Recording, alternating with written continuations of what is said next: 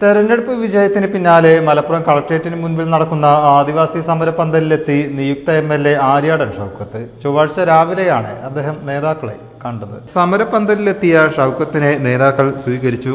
സമരക്കാർ തന്റെ അടുത്തേക്കല്ല വരേണ്ടതെന്നും താനാണ് അവരുടെ അടുത്തേക്ക് വരേണ്ടതെന്നും ആര്യാടൻ ഷൗക്കത്ത് പറഞ്ഞു. ആദിവാസികളുടെ പ്രശ്നം സർക്കാരിന്റെ ശ്രദ്ധയിൽപ്പെടുത്താൻ താൻ മുമ്പിൽ ഉണ്ടാകുമെന്ന ഉറപ്പും നൽകിയാണ് ഷൗക്കത്ത് സമരപന്തൽ വിട്ടത്.